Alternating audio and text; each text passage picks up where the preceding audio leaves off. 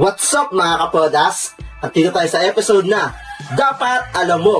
At ngayon, pag-uusapan natin ang primary sex characteristics ng reproductive anatomy. Ako nga pala si Sean. Ako si Ken. Ako si Josh. At ako naman si Rywell.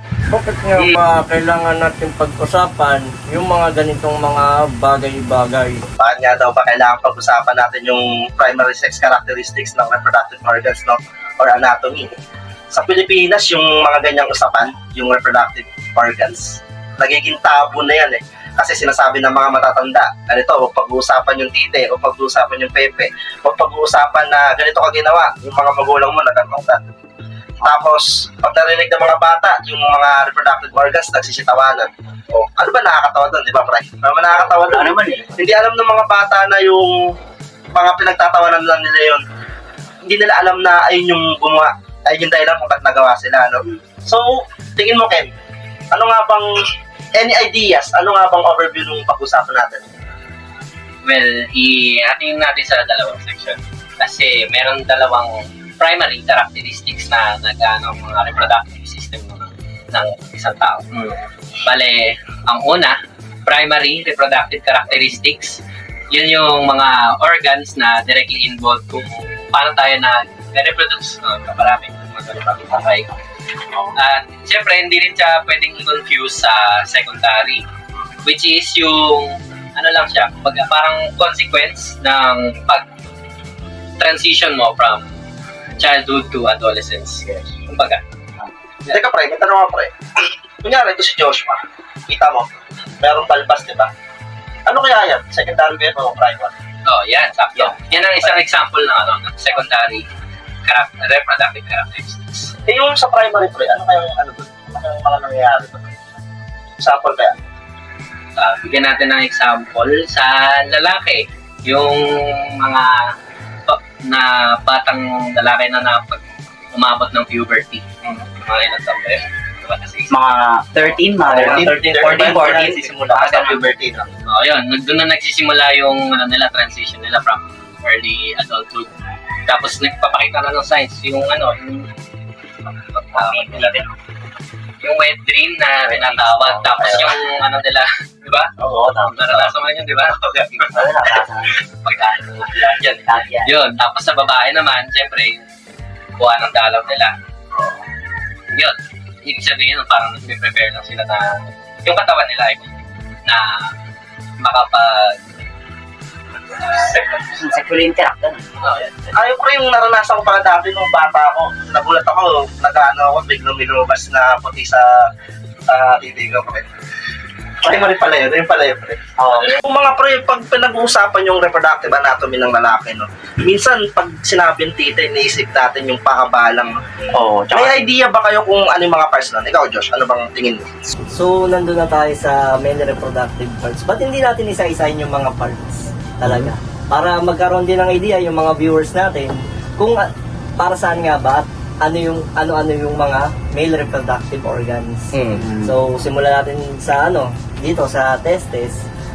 Yung testes is yun yung natin yung pinaka bayag yun. Tapos dun nag-i-store yung mga natin yung mga sperm cells sa katawan. Josh, bakit yung testes ng lalaki hindi pantay, Josh? Tingin mo? May idea. Pero pag pag nakalagay yung ganyan, hindi pantay na ganun eh. Ba't kaya, Josh? Mas mabigat yung isa? Normal ba yun? Parang gano'n? Oo, normal lang naman sa lalaki na hindi pantay yung nila. Sa atin, mga lalaki, sa atin. hindi pantay yung mga bayan. Ganun. Then, punta tayo sa scrotum. Yun yung pinakabalat ng natin, ng testes, ng bayan. Tapos, sila yung yung scrotum ang nagre-regulate nung temperature tsaka nung sperm viability. Then yung penis, yun yung natin, yung mismong hari natin, yung titi kung tawagin. Ayun ba yung Josh yung papa talaga na tumitigas? yung brain. Normal lang naman sa lalaki na laging tumitigas yung sa atin. Ibig sabihin lang nun, mataas yung testosterone level na. Tsaka hindi yung akin nababa, Pre. Yung akin nababa. Tumitigas, Pre. Yun lang. Pero may mga gamot naman siya. Ano naman yan? Pero teka, ano bang Ano bang reason bakit may explanation ba ang biology kung paano siya tumitigas? Kasi di ba, pagkakalam ko pure muscle lang. Siyempre, kaya siya tumitigas, unang-una dahil sa testosterone natin. Pangalawa, siyempre, yung blood circulation natin, nadadamay pati yung natin, yung penis natin. Kaya ganun tumitigas siya. Then kung naman, siyempre, minsan, sa mga ibang lalaki, hindi tumitigas. Either may problema sila sa, impotent kung tawagin. Ganun. Ayun ba yung erectile dysfunction? And ito pa yung isang part ng male reproductive, which is yung vas deferens. Yun yung pathway or yung pinaka daanan ng sperm cell natin pag mag-ejaculate na tayo. Then yung prostate and seminal vesicles, yun naman yung yung fluid, yung parang yung nabanggit mo kanina, yung puti. Yun. Bale, yun kasi yung parang dun umano yung mga sperm cells Dumadaloy. doon nakasama. So, ikaw naman, Rywell, baka may alam ka tungkol sa mga female na reproductive organs. O, pre, kasi pinag-uusapan natin puro panlalaki, no? Ang hirap naman na yung sa atin lang yung pag-uusapan natin. Paano naman yung babae, Raymond? Siyempre, pag-usapan naman natin yung mga reproductive organs ng mga babae. Siyempre, as lalaki, di naman dapat na yung sa atin lang ang dapat natin malaman. Dapat alam din natin kung anong meron yung mga babae, di ba? Unahin natin kung ano nga ba yung mga ovaries, di ba?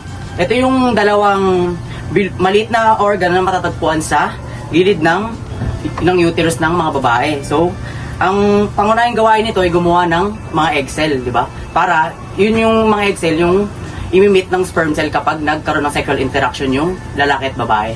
So, yun. Pre, nakikita ko yung anatomy ng female reproductive organ, di ba? Parang pag ganito siya. Yung nasa dulo, yung parang tenga, ayun ba yung sinasabi mo? Pre, yun yung mismong ovaries. Yun pala Kaya yung dalawang yun. Dun nagsustor yung babae ng mga egg cells para yun yung maging fertilization ng para i-meet up ng mga sperm cells yun. Pre, next natin, ano nga ba yung fallopian tube? So, yung fallopian tube, ito yung magiging daluhe ng sperm cell para magtagpo sila ng egg cell. So, yun lang naman. So, next naman, yung uterus. Ano nga ba yung uterus? O, sinapupunan. Dito dumidikit yung o lumalaki yung mga fertilized na egg cell hanggang sa maging fetus ito. Kapag may pagbubuntis na nangyayari. So yun, kapag wala yung fertilization, ang lining uterus naglalagas. So, at nagiging menstruation ito, kaya nagkakaregla yung mga babae. Next naman, ano naman ang cervix? So, ang cervix naman ay isang makitid na bahagi sa ibaba ng uterus na nagdudugtong sa uterus at vagina. So, ito ang nagsisilbing daan ng menstrual flow at lumalawak ito kapag nanganganak. So, ang next naman natin, bilang panghuli, ano nga ba ang vagina? So, isa itong muscular canal na nagdudugtong sa cervix papunta sa labas ng katawan. So, ito yung daan ng regla na tumatanggap ng sperm.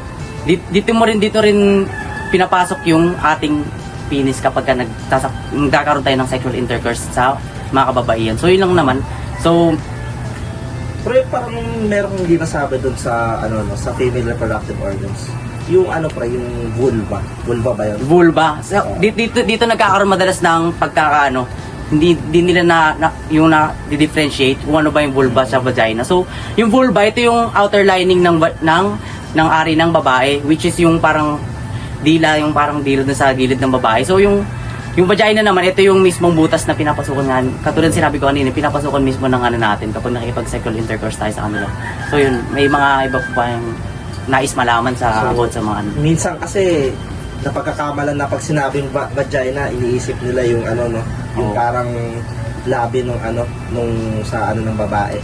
Pero ang tawag pala talaga doon is vulva. yung gilid. Yung vagina ay yung mismong loob. Yung mismong butas na pinapasukan ng mismong So ang pinagkaiba nun, yung vagina, siya yung loob. Tapos yung vulva ay yung nasa labas. So ayun lang yung pinagkaiba. Yung outer lining niya ng mismong Yun lang naman. So, Meron pa ba kayong mga idadagdag na Ideas, ganun, sa tungkol sa mga hindi ko nabanggit. Mayroon pa ba kayong alam na ibang TV about Baka sa... may naisip kayong Diba? experience or baka meron kayong nakasalamuhan na babae na nagtatanong sa niya, sa mga physical traits na pwede niyang pakuha pag nag-ano na siya, tumatanda na siya, lumalaki siya, dumadaan siya ng puberty. Meron pa ba kayo naiisip? What if yun yung itakal natin, yung puberty? Kung ano nga ba yung nangyayari kapag nandun na tayo sa station. Siyempre, lahat naman tayo nakaano doon nanggaling doon. Oo, kasi minsan yung mga Parang kabataan, pag nag-puberty sila, nabibigla sila, di ba? Kasi nag-undergo na yung katawan nila ng mga pagbabago. Gaya nung sa lalaki, nasabi ko kanina, pag dumaan ka ng puberty, meron ng sperm na lumalabas sa penis mo. Sa babae naman, nagkakaroon na ng regla or yung menstruation. Oo. So, yun lang naman yung pag-uusapan natin, no? Yung anatomy talaga ng reproductive organ ng babae, ng lalaki. And syempre, kung paano yung papahalagahan. Syempre, kapag nalaman mo na yung mga magiging epekto nun sa katawan mo, kunyari, ikaw bilang isang lalaki, nalaman mo na yung epekto nun, malalaman mo na kapag ganito pala, pag puberty pala, pag binata na ako, pwede na ako makabuntis, di ba? Kasi nag-undergo na yung katawan mo ng changes. Yung penis mo naglalabas na ng sperm. Tapos yung babae na, kunyari, nobya mo, dumadaan na rin ng menstruation. Ibig sabihin, meron na magaganap na fertilization kapag nagkaroon sila ng sexual intercourse. Oo. So, ayun, dapat malaman ng mga kabataan talaga, no? Hindi lang kabataan, yung mga matatanda rin kasi ginagawa nilang tabu yung di ba, pre? Ginagawa nilang tabu yung mga ganyan topic. Pinagtatawanan ng mga kabataan, wala man nakakatawa doon. Nakakatawa. Pag narinig nila yung salitang titi, tatawanan. Pag narinig nila yung salitang pepe, tatawanan. O dapat ino-normalize na natin yung mga ganyang bagay. So, may masabi pa ba kayo?